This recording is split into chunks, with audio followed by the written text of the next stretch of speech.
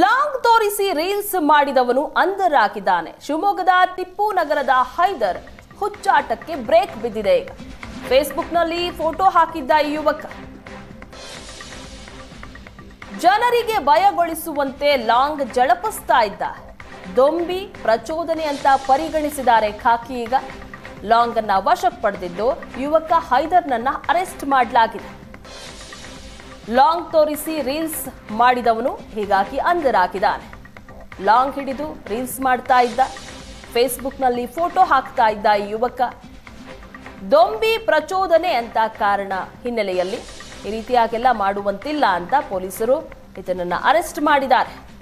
ಜನರಿಗೆ ಭಯಗೊಳಿಸುವಂತೆ ಲಾಂಗ್ ಅನ್ನ ಜಳಪಿಸ್ತಾ ಇದ್ದ.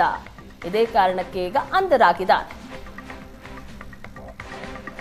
ಆಗಾಗ ಈ ರೀತಿಯಾಗಿ ಲಾಂಗ್ ಹಿಡಿದು ರೀಲ್ಸ್ ಮಾಡಿ ಫೇಸ್ಬುಕ್ನಲ್ಲಿ ಫೋಟೋ ವಿಡಿಯೋವನ್ನ ಶೇರ್ ಮಾಡ್ತಾ ಇದ್ದ. ಈ ಹಿನ್ನೆಲೆಯಲ್ಲಿ ಪೊಲೀಸರು ಈತನನ್ನ ಅರೆಸ್ಟ್ ಮಾಡಿದ್ದು ಲಾಂಗ್ ಅನ್ನ ವಶಕ್ಕೆ ಪಡೆದಿದ್ದಾರೆ.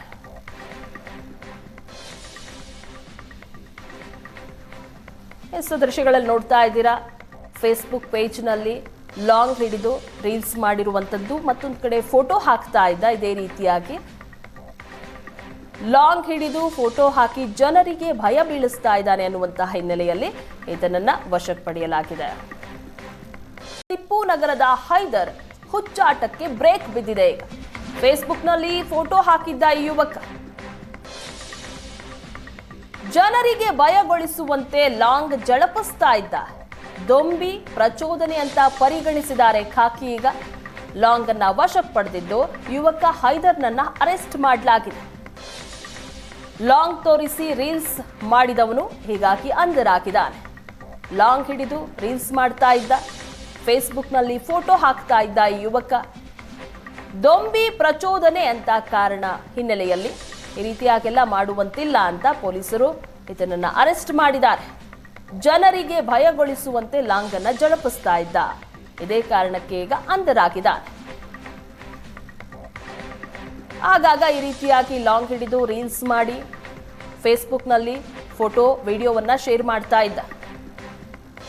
ಈ ಹಿನ್ನೆಲೆಯಲ್ಲಿ ಪೊಲೀಸರು ಈತನನ್ನ ಅರೆಸ್ಟ್ ಮಾಡಿದ್ದು ಲಾಂಗ್ ಅನ್ನ ವಶಕ್ಕೆ ಪಡೆದಿದ್ದಾರೆ.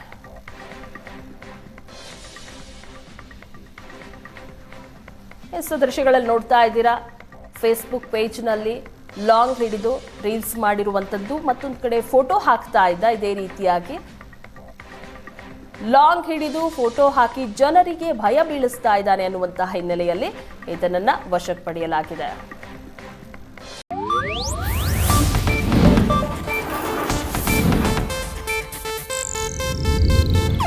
ಇದು ಏಷ್ಯಾನೆಟ್ ನ್ಯೂಸ್ ನೆಟ್ವರ್ಕ್ ಪ್ರಸ್ತುತಿ.